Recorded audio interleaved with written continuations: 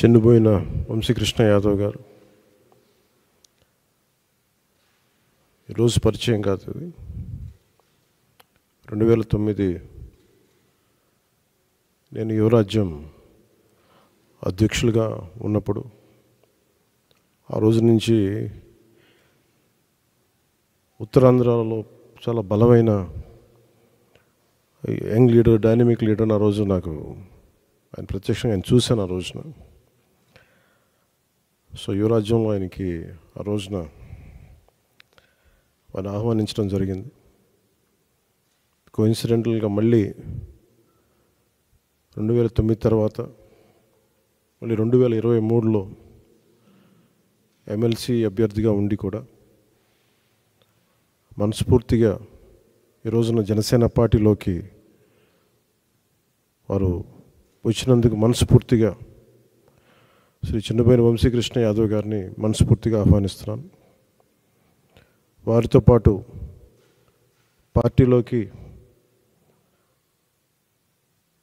వచ్చిన మీ నలుగురికి కూడా ప్రత్యేకించి నా హృదయపూర్వక ఆహ్వానం పలుకుతూ ఉన్నాను.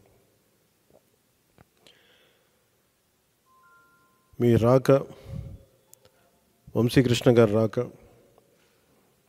ఉత్తరాంధ్రకి నేను 2009 నుంచి వీరిని చూస్తూ ఉన్నాను. చాలామంది ఆ రోజుల్లో ఇంక్లూడింగ్ తెలంగాణలో కూడా చాలామంది యువరాజ్యంలో ఉన్న వ్యక్తులు చాలామంది కీలకమైన నాయకులు అయ్యారు ఈ రోజున, అటు తెలంగాణలోనూ ఇటు ఆంధ్రాలో. సో ఆ కోవకు చెందిన శ్రీ వంశీకృష్ణ యాదవ్ గారు మనస్ఫూర్తిగా మళ్ళీ ఇంకొకసారి రావటం, ఇందాక ఆయన అన్నట్టుగా తిరిగి సొంత ఇంటికి నేను వచ్చినట్టుగా ఉందంటే మనస్ఫూర్తిగా నేను అదే దృష్టితో చూస్తూ ఉన్నాను. ఇది అలాగే ఆయన వచ్చిన విధానం నాకు చాలా నచ్చింది. ఏ సమస్యల మీద ఇవన్నీ ప్రస్తావించకుండా భావజాలం ఇది మరింతగా ఆకట్టుకుంది.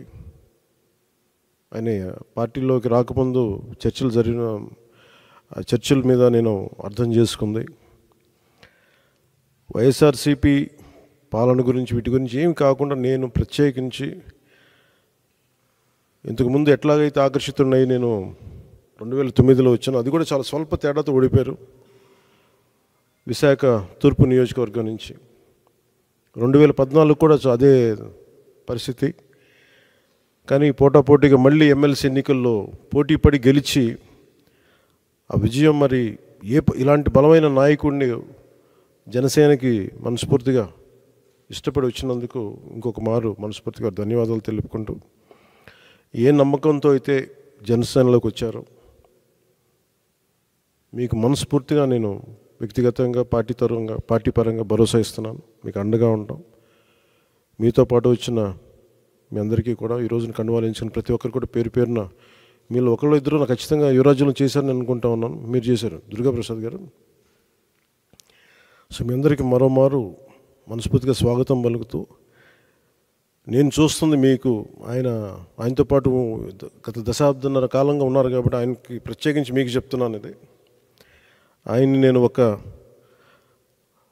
నియోజకవర్గం దృష్టితో చూడట్లేదు. అలాంటి బలమైన వ్యక్తులు రాష్ట్రానికి చాలా అవసరం.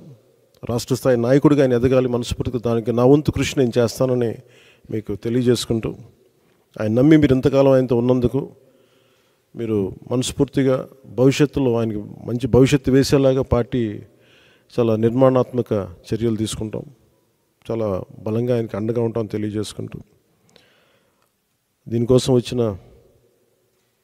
ఆయన పార్టీలో చేరిక వచ్చిన ఇక్కడ జనసేన నాయకులందరికీ, దీనిని ఒక క్రమంలో తీసుకొచ్చిన పిఎస్సి చైర్మన్ పెద్దలు నాయకులు నాదెండ్ల మనోహర్ గారికి కూడా ప్రత్యేక ధన్యవాదాలు తెలుపుకుంటూ, ఈ సందర్భంలో ఎన్నికలు రాబోతున్నాయి. హార్డ్లీ ఒక 70-80 రోజుల్లో ఉన్నాయి. ఈ ఎన్నికలు ఆంధ్రప్రదేశ్ భవిష్యత్తుని నిర్దేశించే ఎన్నికలు ఇవి. ఏ అభివృద్ధి కోసం అయితే మీరందరూ అహిర్నిశలు వైసీపీకి దాదాపు 2014 నుంచి ఆవిర్భావం నుంచి ఆయన పనిచేసిన వ్యక్తి. అంటే మీ అందరి ఆశలు కూడా ఉత్తరాంధ్ర అభివృద్ధి కానీ మీ వ్యక్తిగతంగా మీరు ఎదగడంతో పాటు ఉత్తరాంధ్ర అభివృద్ధి, రాష్ట్ర అభివృద్ధిని ఆకాంక్షించే మీరు చేశారు. అది ఎంతవరకు జరిగిందనేది మీకు అందరికీ తెలుసు.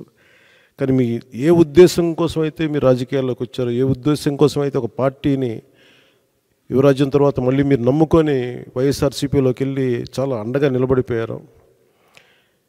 మీరు ఇంత మాత్రం ప్రేమ నమ్మకం చూపిస్తే దానికి నేను 100 ఇంతలు చేసేవాడిని. సో దాన్ని దృష్టిలోనే పెట్టుకోండి. ఇది ప్రత్యేకించి సందర్భంలో చాలా మాట్లాడాలని ఉంది, కానీ ఇంకా సమయం ఉంది, వాటి గురించి మాట్లాడతాను. ఇంకా నాకు ఆంధ్రప్రదేశ్ భవిష్యత్తు చాలా ముఖ్యం. జనసేన చాలా కీలకమైన పాత్ర వహించాలి భవిష్యత్తులో. ఆ కీలకమైన పాత్రలో వంశీకృష్ణ యాదవ్ గారు కూడా చాలా ముఖ్య భూమిక వహించాలి. దానికి నా వంతు కృషి చేస్తానని తెలియజేసుకుంటే మీ అందరికీ ధన్యవాదాలు తెలుపుకుంటూ సెలవు తీసుకున్నాను. జై జనసేన, జై హింద్.